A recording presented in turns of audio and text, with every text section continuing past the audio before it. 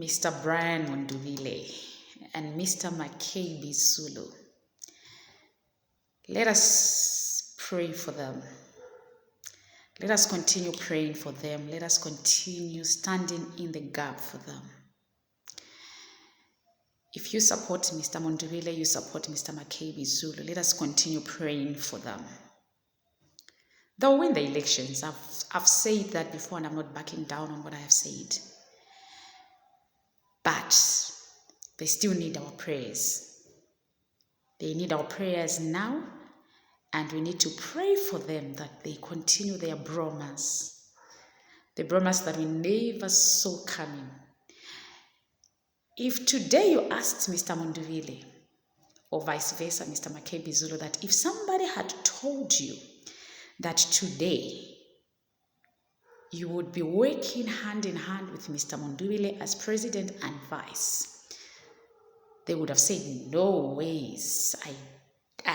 No, that is not going to happen. I believe they never saw this coming. And that is the goodness of God. He does not reveal the plans that he has. But when he does, it's always like, wow. This is something that we never saw coming. This is something that I never saw coming. And any union that has been brought together by God. Okay, let me give an example of marriage. Have you noticed how marriages are attacked?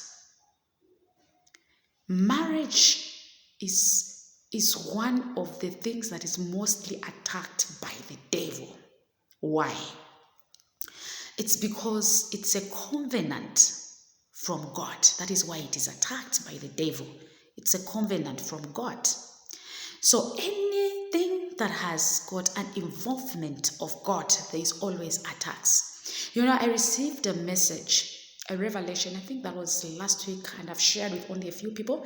I'm not even going to talk about it. I think this is not the right time to talk about it. But in a way, I can give guidance. Okay. Let me give an example.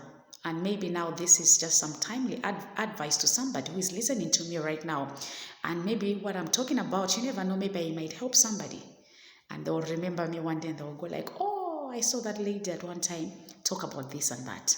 Okay, now, especially to the young ladies and young men. You know, some of you are sitting on multi-billion ideas. You are sitting on ideas that will make you billionaires, millionaires, multi-millionaires, but they'll make you, the idea that you're sitting on can make you very rich. There are some of you that have got talent that can make you millionaires, billionaires, multi-millionaires. Now, if you have that idea, you will not just go around telling anybody, I have this idea. Because you might reveal that idea to somebody who has got the capacity to implement it, and they'll steal it from you. So before you share that idea, you always make sure that it is a protected idea. Nobody can steal it from you. You will not just share it with anybody, not even your own mother, not even your own sister. You have to make sure before you share that idea with that person, it is protected. In an event that they decide to steal that idea from you, you can even sue them. Okay. And then after that, as you now, because obviously maybe you might have the financial capacity to implement it, but there are others who do not have the financial capacity. There will be other people who are rich. There are millionaires, billionaires out there who would believe in your ideas and they want to work with you. They want to put in the money because they believe it is a workable idea. The implementation starts. There are other people now that you bring in on board that need to help you implement that idea. So before you go ahead, you also need to make sure you're still protected. What kind of power does the board have? Do they have the power to remove you as the founder?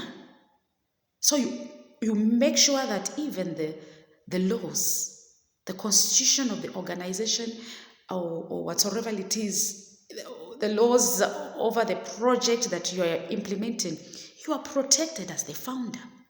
They cannot kick you out in the board. And when the money starts coming in, you do not know how to handle that money. So you will need what? A financial advisor, you will need a lawyer, you will need an accountant. But again, at the same time, those people don't need to know each other. They have got no business of knowing each other, because why? You are protecting yourself. So what am I trying to put across here? Once you start working on something, it's easy for everybody to be in good graces. The masks don't fall. There's no greediness. Everybody is putting in everything, their whole, in trying to make it a success. It is only when it is successful that is when now trouble starts. That is now when the devil shows his face. That is now when people will have their clothes come out. So because now you already understand the nature of man, that is why before you go ahead and implementing that idea, you need to be protected. So why am I trying to say this?